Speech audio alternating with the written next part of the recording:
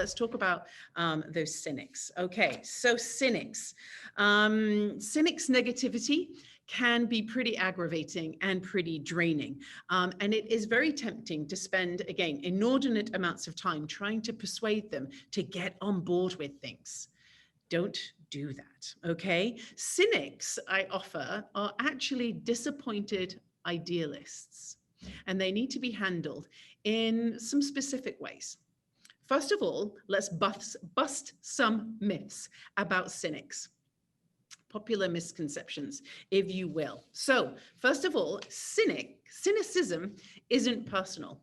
And it can be really hard to take this on board sometimes because it can really feel very personal when it is directed right at you. Rather, cynicism is more of a moral response to a perceived injustice, a moral response to a perceived injustice. It is not personal. It's not fueled by a lack of belonging.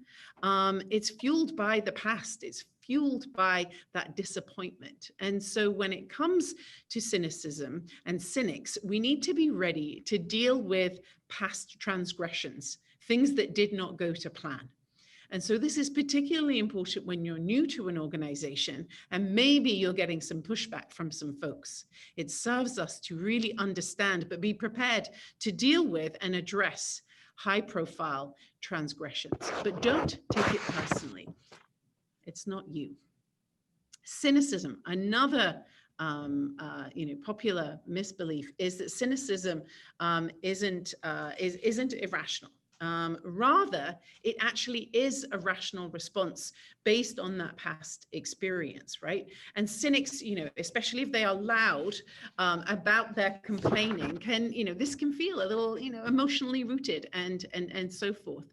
But they have evidence. They have things. Cynics believe that they have plentiful evidence, to back up why they don't believe this change will actually happen. And so you, as the change champion, as the leader, are going to have to prove, not just talk to, prove that change is possible before you can expect a level of engagement. The next one, cynics aren't powerless. They really, really aren't. On the contrary, they are actually pretty influential, especially to those fence sitters, especially well-connected, influential ones. They likely have created rapport and connection and bonding over those painful things that just happened. Oh, that rollout went terribly to plan. And there are now stories that have transcended years and years about this, and they are part of the cultural fabric of the organization. And as a leader of change, really understanding those and working with those is going to be very, very important, right? Those fence sitters are waiting to see what those cynics do. They are a source of important influence.